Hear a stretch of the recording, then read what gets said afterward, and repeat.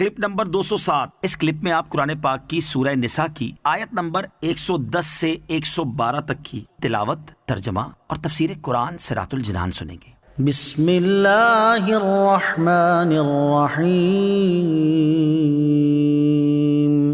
ترجمہ، اللہ کے نام سے شروع جو نہایت مہربان رحمت والا ہے۔ وَمَن يَعْمَلْ سُوءًا أَوْ يَظْلِمْ نَفْسَهُ ثُمَّ يَسْتَغْفِرِ اللَّهَ يَجِدِ اللَّهَ غَفُورًا رَّحِيمًا وَمَن يَكْسِبْ إِثْمًا فَإِنَّمَا يَكْسِبُهُ عَلَى نَفْسِهِ وَكَانَ اللَّهُ عَلِيمًا حَكِيمًا وَمَن يَكْسِبْ خَطِيئَةً أَوْ إِثْمًا ثُمَّ يَرْمِ بِهِ بَرِيئًا فَقَدِ احْتَمَلَ بُهْتَانًا وَإِثْمًا مُبِينًا۔ ترجمہ، اور جو کوئی برا کام کرے یا اپنی جان پر ظلم کرے پھر اللہ سے مغفرت طلب کرے تو اللہ کو بخشنے والا مہربان پائے گا، اور جو گناہ کمائے تو وہ اپنی جان پر ہی گناہ کما رہا ہے، اور اللہ علم و حکمت والا ہے۔ اور جو کوئی غلطی یا گناہ کا ارتکاب کرے پھر کسی بے گناہ پر اس کا الزام لگا دے تو یقیناً اس نے بہتان اور کھلا گناہ اٹھایا۔ وَمَن يَعْمَلْ سُوءًا، اور جو برا عمل کرے۔ اس آیت اور اس کے بعد والی 2 آیات میں 3 چیزیں بیان فرمائی گئیں۔ پہلی یہ کہ جو شخص کوئی برا عمل کرے یا اپنی جان پر ظلم کرے پھر اللہ عز و جل سے معافی کا طلبگار ہو اور سچی توبہ کرے اور اس کے تقاضوں کو پورا کرے تو وہ اللہ عز و جل کو غفور الرحیم پائے گا۔ سبحان اللہ۔ دوسری بات یہ ارشاد فرمائی کہ جو گناہ کرے گا وہی اس گناہ کا وبال اٹھائے گا۔ یہ نہ ہوگا کہ گناہ کوئی کرے اور اس کا وبال کسی دوسرے کی گردن پر رکھ دیا جائے۔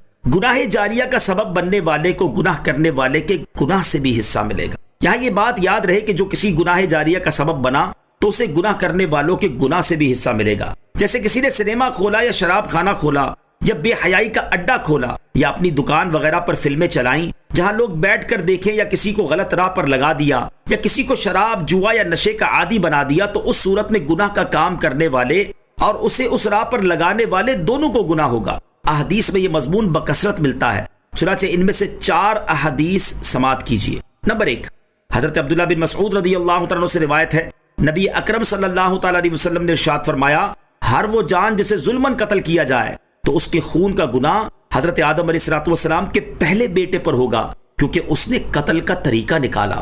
نمبر 2، حضرت جریر بن عبداللہ رضی اللہ تعالیٰ سے روایت ہے، تاجدار رسالت صلی اللہ تعالیٰ علیہ وسلم نے ارشاد فرمایا، جس نے اسلام میں کوئی اچھا طریقہ نکالا پھر اس کے بعد اس پر عمل کیا گیا تو عمل کرنے والے کے ثواب کی مثل ثواب اس کے نامہ اعمال میں لکھا جائے گا، اور ان عمل کرنے والوں کے ثواب میں کوئی کمی بھی نہ ہوگی۔ اور جس نے اسلام میں کوئی برا طریقہ جاری کیا پھر اس کے بعد اس پر عمل کیا گیا تو عمل کرنے والے کے گناہ کی مثل گناہ اس کے نامہ اعمال میں لکھا جائے گا، اور ان عمل کرنے والوں کے گناہ میں بھی کوئی کمی نہ ہوگی۔ نمبر 3، حضرت ابو مسعود انصاری رضی اللہ تعالیٰ عنہ سے روایت ہے، رسول اللہ صلی اللہ تعالیٰ علیہ وسلم نے ارشاد فرمایا، جس نے کسی بھلائی کے کام پر رہنمائی کی تو اس کے لیے وہ کام کرنے والے کی طرح ثواب ہے۔ نمبر 4، حضرت ابو ہریرہ رضی اللہ تعالیٰ عنہ سے روایت ہے، رسول کریم صلی اللہ تعالیٰ علیہ وسلم نے ارشاد فرمایا، جو ہدایت کی طرف بلائے تو اسے ویسا ثواب ملے گا جیسا اس کی پیروی کرنے والے کو ملے گا، اور ان پیروی کرنے والوں کے ثواب میں کوئی کمی نہ ہوگی، اور جو گمراہی کی طرف بلائے تو اسے ویسا گناہ ملے گا جیسا اس کی پیروی کرنے والے کو ملے گا، اور ان پیروی کرنے والوں کے گناہ میں کوئی کمی نہ ہوگی۔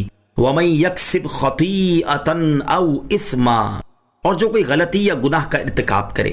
اس آیت میں تیسری بات ارشاد فرمائی گئی کہ جس نے کسی بے گناہ پر الزام لگایا تو اس نے بہتان اور بہت بڑے گناہ کا بوجھ اٹھایا۔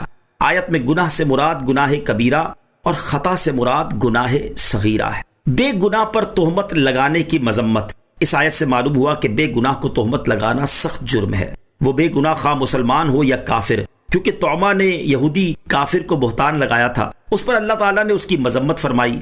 احادیث میں بھی بے گناہ پر تہمت لگانے کی وعیدیں بیان کی گئی ہیں، چنانچہ حضرت ابو درداء رضی اللہ تعالیٰ عنہ سے روایت ہے، حضور پر نور صلی اللہ تعالیٰ علیہ وسلم نے ارشاد فرمایا، جس نے کسی کی کوئی ایسی بات ذکر کی جو اس میں نہیں تاکہ اس کے ذریعے اس کو عیب زدہ کرے تو اللہ عز و جل اسے جہنم میں قید کر دے گا یہاں تک کہ وہ اپنی کہی ہوئی بات ثابت کرے۔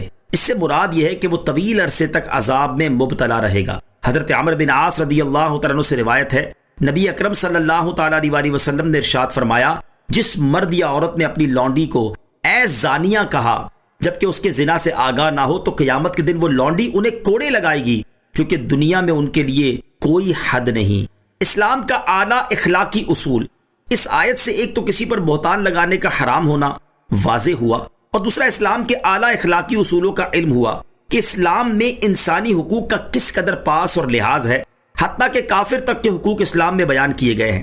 یہ واقعہ اور آیات مبارکہ کفار کے سامنے پیش کرنے کی ہیں کہ دیکھو اسلام کی تعلیمات کتنی حسین اور